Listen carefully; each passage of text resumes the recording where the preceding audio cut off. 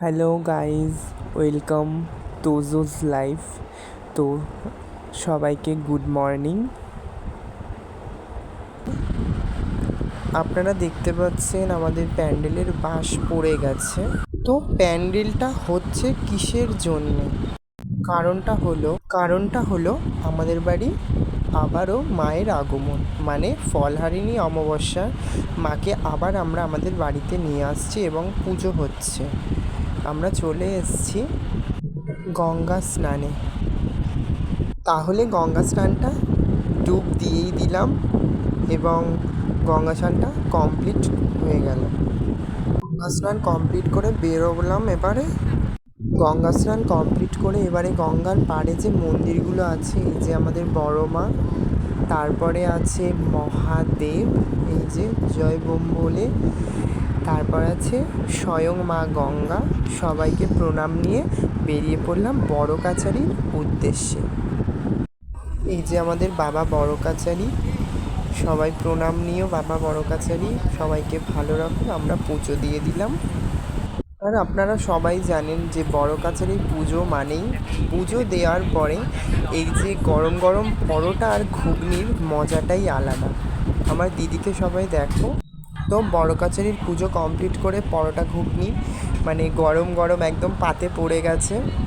বেগুনি পরোটা ঘুগনি, পরোটাটা আলতো করে ছিঁড়ে মুখের মধ্যে দেওয়ার যে কি মজা সেটা কেউ বুঝবে না। তারপরে সবাই মিলে খেয়ে নিলাম বেগুনি পরোটা এবং ঘুগনি। খাওয়ার পরে সবাই মিলে এবারে মানে বাড়ির উদ্দেশ্যে যেতে হবে, কারণ বাড়িতে প্রচুর প্রচুর প্রচুর কাজ পড়ে আছে। তো বাড়ি ফেরার পরেই অলরেডি স্টার্ট করে দিলাম, কারণ বাড়ি ফিরতে ফিরতে আমাদের অনেকটা দুপুর হয়ে গেছিলো। তো এবারে মায়ের সব মানে আগের দিনে নাড়ু, উপরা, তিলের নাড়ু সব তৈরি করে রাখতে হবে, ক্ষীর। তো সেই নাড়ুই স্টার্ট করে নিলাম। এবারে নাড়ু করলাম, ওদিকে দাদা বরণ ডালা সাজাচ্ছে। তারপরে আমাদের গঙ্গা স্নান সেরে আস্তে আস্তে অনেকটা লেট হয়ে গেছিলো, ওই জন্য এবারে নাড়ু করা স্টার্ট করে দিলাম। এবার নাড়ু মানেই বুঝতে পারছো সবারই ফেভারিট এবং মা কালীরও মানে আমার সোনা মায়েরও ফেভারিট। তো এবারে আস্তে আস্তে আলতো হাতে নাড়ুগুলো গোল গোল করে নিচ্ছে, আর ওদিকে আমার দাদা বরণ ডালাটা সাজিয়ে নিচ্ছে। তো নাড়ুগুলো কমপ্লিট করার পরেই দেখো দাদা গুড় জাল দিয়ে নিয়েছে আর আমি খইটাকে নেড়ে নিচ্ছি, মানে তৈরি হবে খইয়ের উপরা। তো আমি ভালো করে করে কাঠের খুন্তি দিয়ে নেড়ে নিচ্ছি, কারণ স্টিলের খুন্তি দিয়ে নেড়ে নিলে না মানে স্টিলের খুন্তিটা থেকে আর ছাড়তে চায় না গুড়গুলো, ওই জন্য নেড়ে নিচ্ছি ভালো করে। প্রত্যেকটা খইয়ের গায়ে যেন গুড়গুলো লেগে যায়। আর দাদা ওপর থেকে খইগুলোকে ভালো করে মানে ছড়িয়ে ছড়িয়ে দিচ্ছে। আর এদিকে আমার দিদি দেখো পাক মানে শ্রীটা তৈরি করে নিচ্ছে আমার দিদি।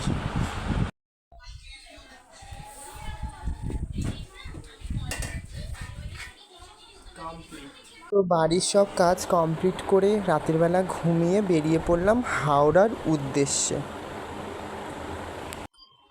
তো হাওড়ায় যাওয়ার উদ্দেশ্যটা হলো ফুল আনার। তো ফুল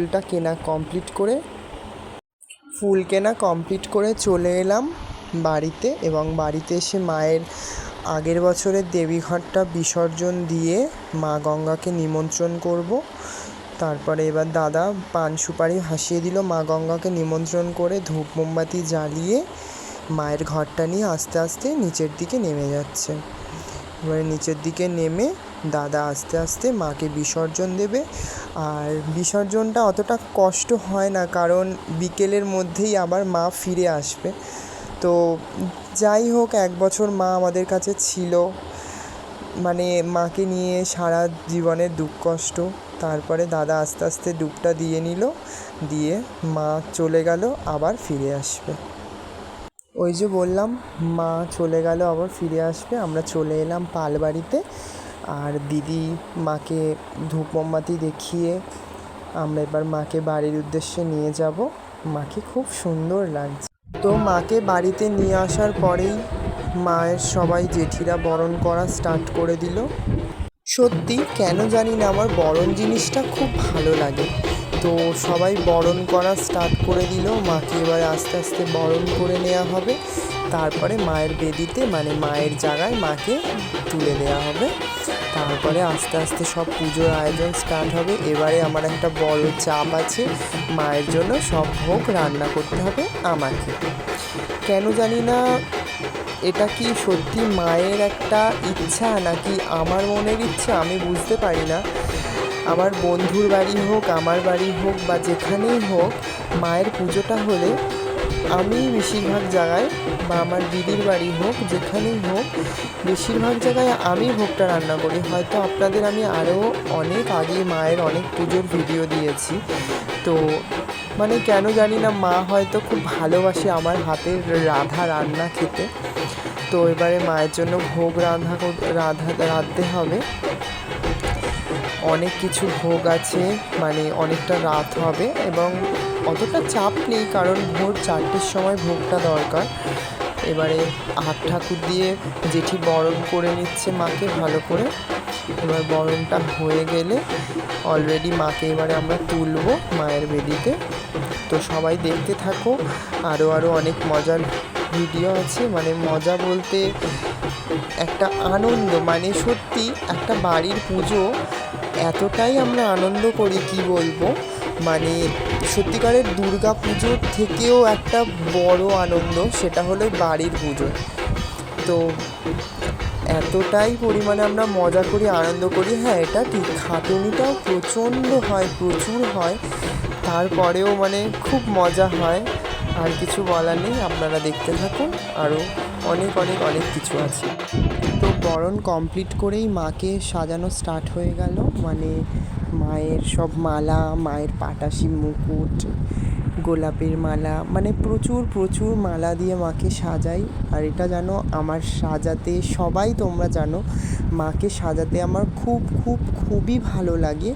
সবাই ছবি তুলছে মায়ের, আর মাকে এত সুন্দর লাগছে যেন মনে হচ্ছে মা স্বয়ং বসে আছে। হ্যাঁ, মা সত্যি আছে, আমি ভগবানে খুব বিশ্বাসী। তারপরে এতটাই মানে মাকে সুন্দর লাগছে, সত্যি মায়ের দিক থেকে মুখ ফেরানো যাচ্ছে না।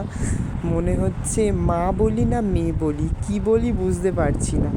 এতটাই ভালো লাগছে যেন ছোট একটা মেয়ে লাগছে, মানে আরও কত রকমের লাগছে আপনাদের কি বলবো। আর তারপরে এদিকে আমার পিসি সব মালাগুলো মায়ের জন্য ছোট যে মালাগুলো আছে সব জুড়ে দিচ্ছে, সেগুলো মালাগুলো জুড়ে দেওয়ার পর ভোগের ঘরে চলে এলাম। ভোগগুলো রাঁধার জন্য খিচুড়ি আর তরকারি বসিয়ে দিলাম। তো এদিকে আমি ভোগ সাজিয়ে নিচ্ছি, আর আমার একটা দিদা সব মায়ের ডালাগুলো সাজিয়ে নিচ্ছে, মানে মায়ের যে নৈবেদ্যগুলো দেয়া হবে মাকে। এবং ওদিকে পায়েস, চাটনি, আরও অনেক কিছু, মালপোয়া, এগুলো পিঠে সব রান্না করা অলরেডি কমপ্লিট। মায়ের জন্য পোলাও রান্না করেছি অলরেডি। মায়ের ভোগ রান্না করে আমি আর দাদা গণ্ডি দেওয়ার জন্য গণ্ডি দেওয়া স্টার্ট করে দিলাম। তো গণ্ডি টণ্ডি দেওয়ার পরে মায়ের আরতি স্টার্ট হয়ে গেল, এবং বলতে মায়ের পুজোটাও অনেকটা শেষের দিকে। মনটা খারাপ হয়ে যাচ্ছে, তাও মা সারা বছর আমাদের বাড়িতেই থাকে। তাও একটা পুজোর দিনে, মানে পুজোটা শেষ মানেই মানে সব এতদিনের আনন্দ, এতদিনের ভাবনা, এতদিনের চিন্তা, কী করবো, কী পরবো, কী খাওয়া দাওয়া হবে, কী আয়োজন হবে, মায়ের জন্য কী ভোগ হবে, মানে এত কিছু, মানে সব কিছু নিয়েই মানে একটা আনন্দ, সেটার আস্তে আস্তে আমাদের শেষের পর্যায়ে চলে এলো।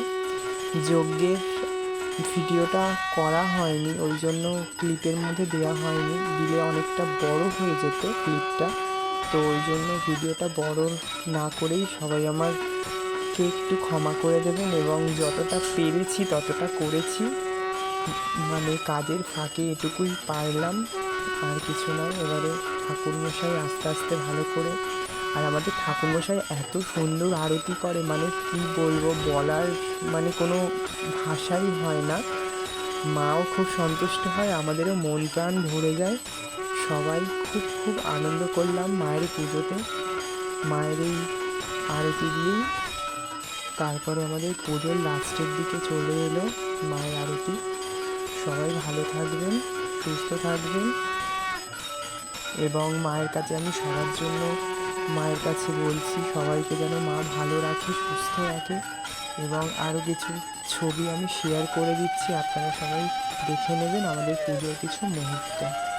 আমাদের পুজোর কিছু মায়ের ছবি এবং মুহূর্ত আপনাদের কাছে তুলে ধরলাম। যদি ভালো লাগে তাহলে আমার চ্যানেলটাকে সাবস্ক্রাইব করে নেবেন এবং আমাকে সাপোর্ট করবেন, যাতে সবাই খুব ভালো থাকবেন। অনেক